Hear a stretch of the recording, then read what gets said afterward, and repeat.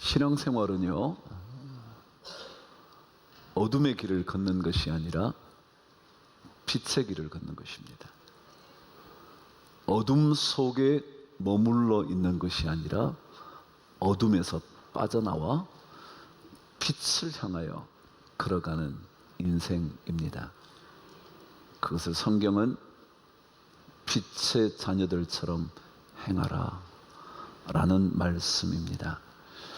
신앙생활을 한다면 마음속에 있는 어둠을 몰아내고 빛이신 주님을 향하여 발걸음을 내딛는 겁니다. 좀 더 삶 속에 적용하자면 생각도 밝게 하는 겁니다. 부정적인 생각으로 내 마음을 어둡게 하지 않고, 주님 함께 하시면 주께서 길을 열어주실 거야, 밝은 빛의 생각을 하는 겁니다. 그게 예수 믿는 것 아닐까요? 삶의 발걸음 또한 어둠을 향하여 한 걸음 한 걸음 걸어가는 것이 아니라 빛나는 인생이 되기 위하여 낮과 같은 그 시간을 걷게 되는 것이 믿음의 삶이라 생각이 듭니다. 여러분, 신앙생활은요, 믿음의 길, 낮의 길을 시작해야 돼요. 여기서 빠져나와야 되는데 생각만 하는 것이 아니라 일단 그 빛을 향하여 발걸음을 시작해야 된다는 거예요. 그러면 우리 안에 내가 나는 더 이상 어둠에 사는 인생이 아니라 빛으로 가는 인생을 살아야지 생각하고 작동하고 몸을 움직이기 시작한다는 거예요. 저는 몇 주 동안 믿음의 삶이라는 것은 낮의 인생을 사는 것이라 말씀을 드렸습니다.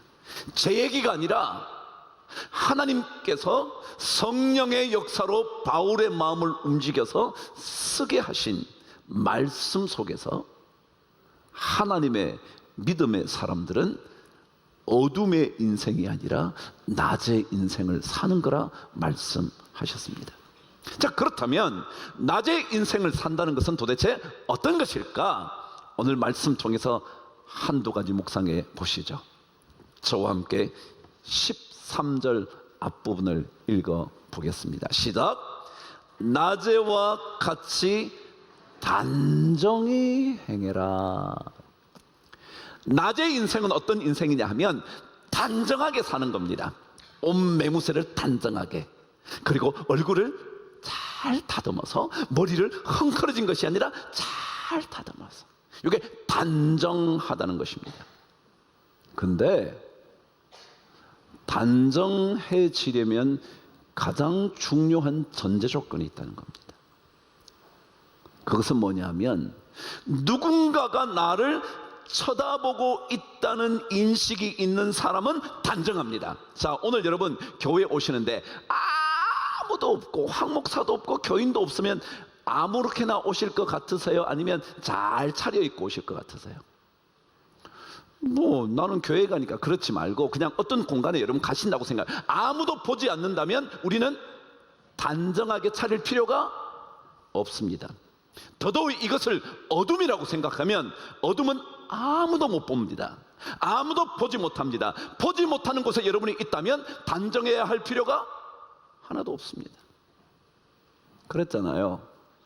인터넷 영상으로 예배 드리실 때 아무도 안 본다면 여러분은 속옷만 입고 TV 보는 겁니다. 왜요? 아무도 안 보니까. 근데 본다는 전제가 있으면 반드시 우리 삶은 조금 단정해집니다. 매무새를 다시 해보는 겁니다.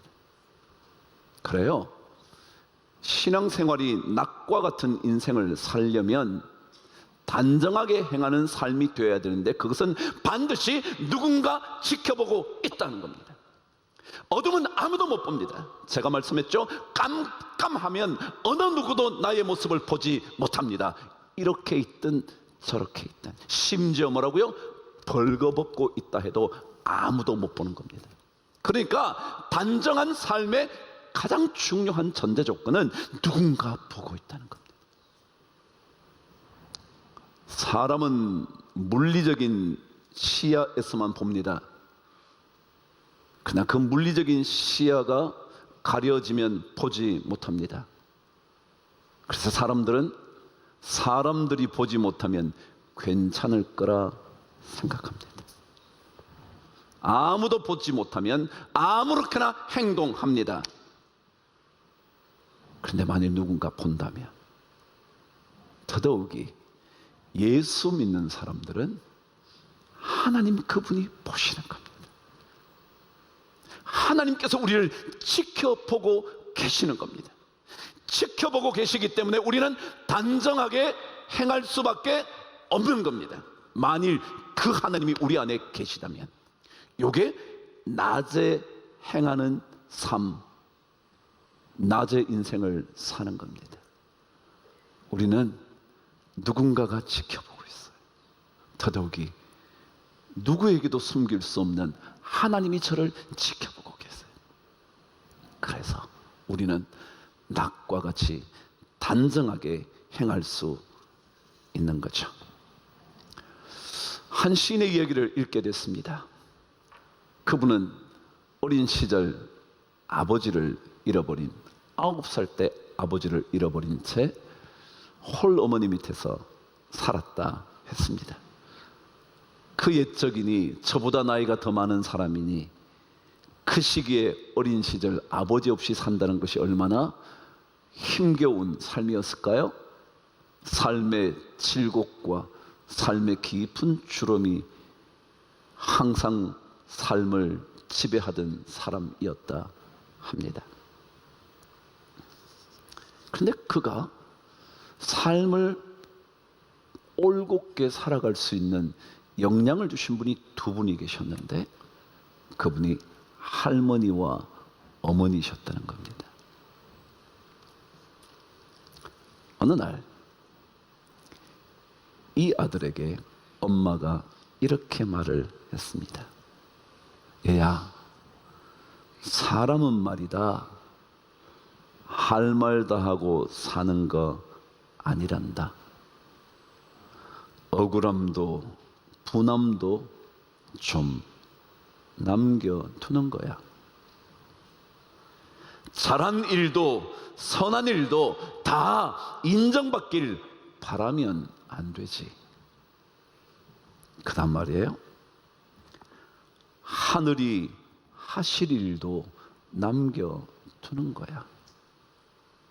하늘은 말없이 다 지켜보고 계시니까.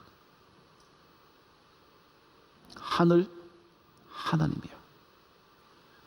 하나님이 다 지켜보고 계십니다. 지금 이 땅에서 나에게 모든 보상이 없다 할지라도 하늘이 하실 일도 남겨두는 거야. 지금 내가 해서 내가 다 받으면 이거는 하늘이 할 게 없어.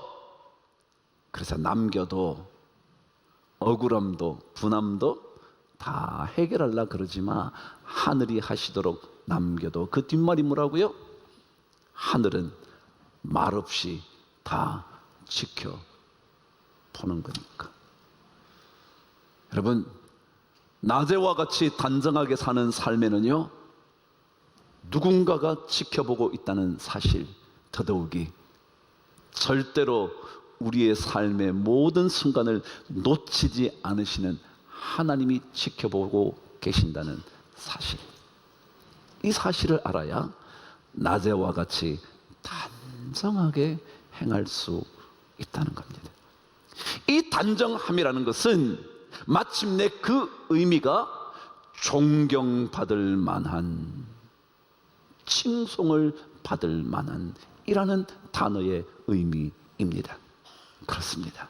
신앙생활은 낮에와 같이 단정하게 행해야 합니다.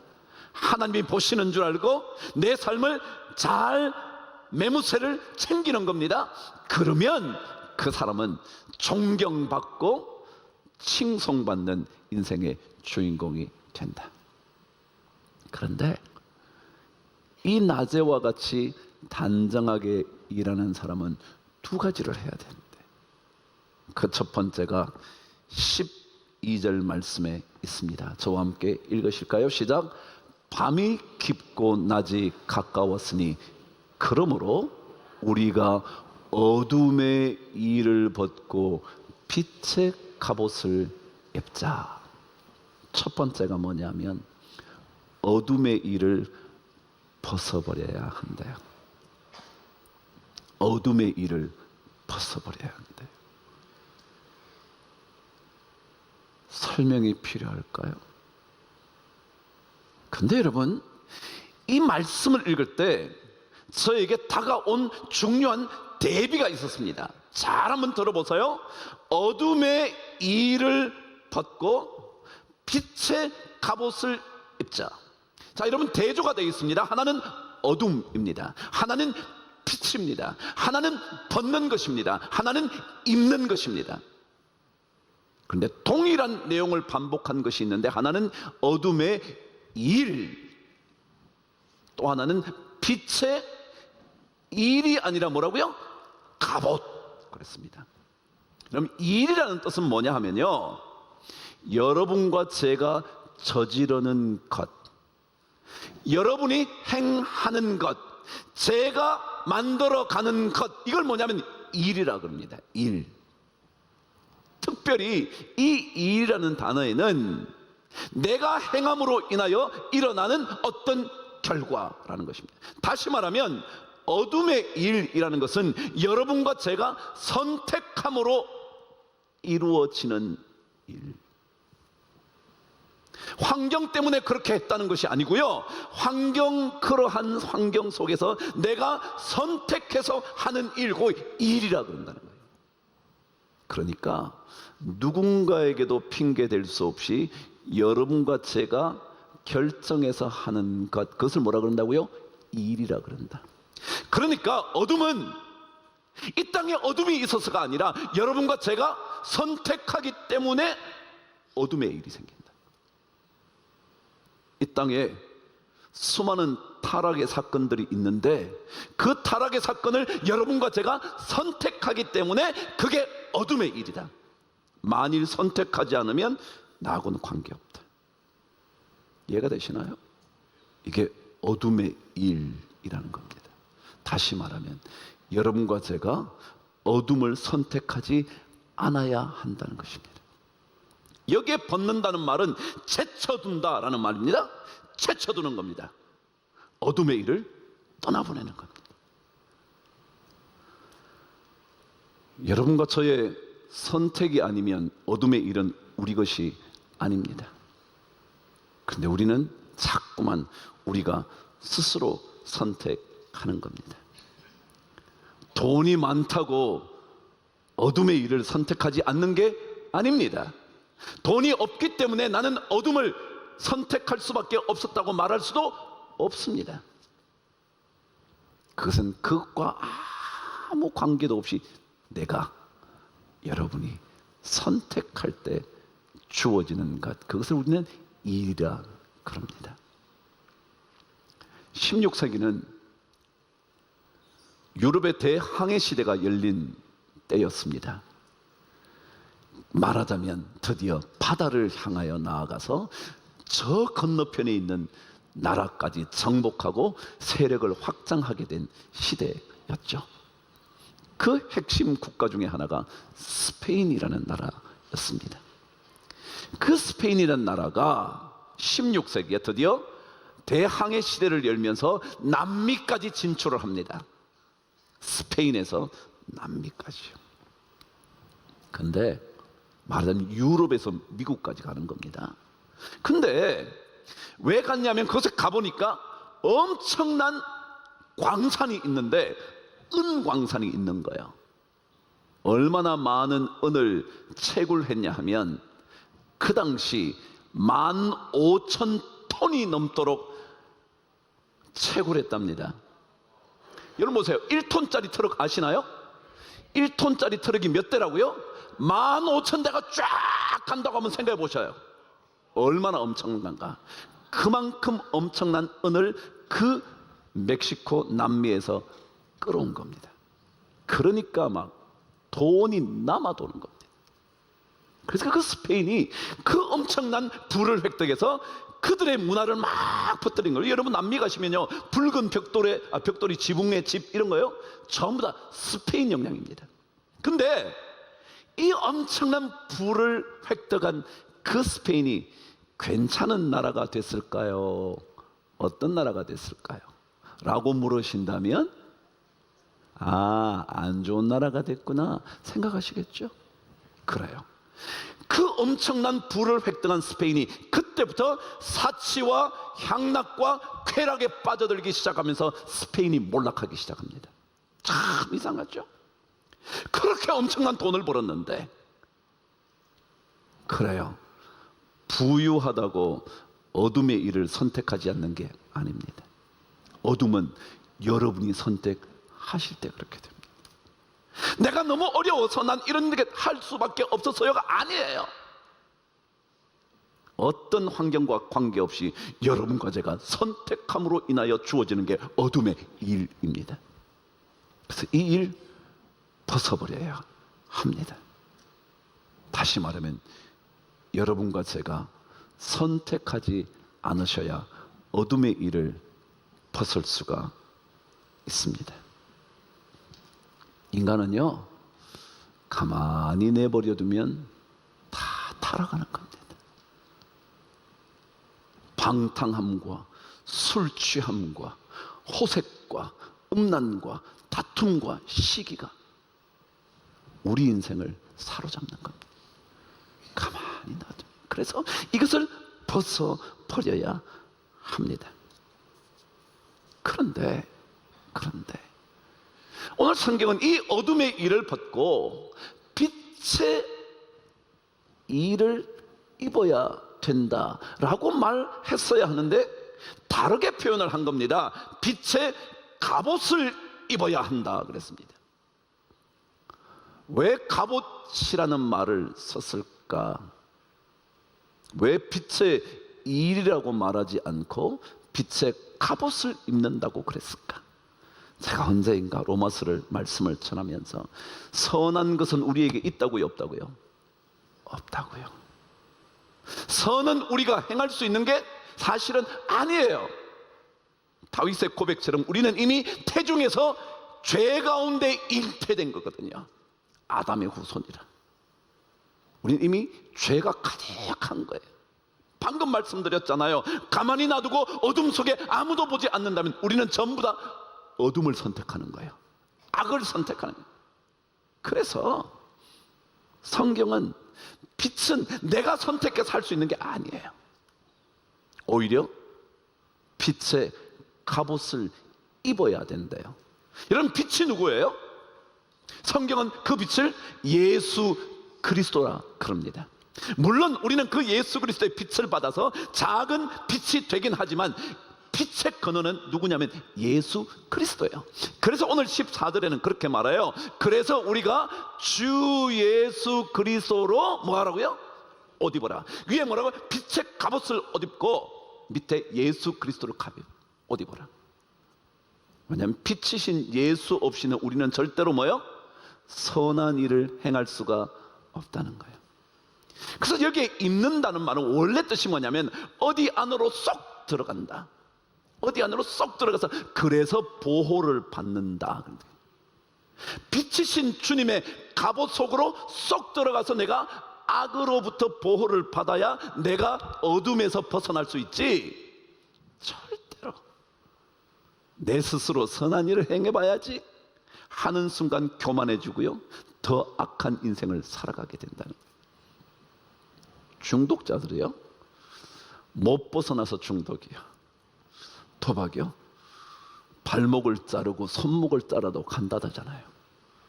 이것은요, 하나님의 빛의 갑옷을 입지 않고는 절대로 해결할 수 없어요.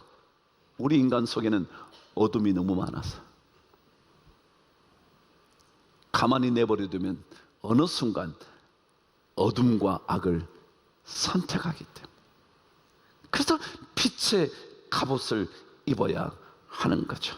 진리이신 예수, 빛이신 예수, 그분 갑옷 안으로 쏙 들어가야 어둠의 공격으로부터 우리는 보호를 받을 수가 있어요.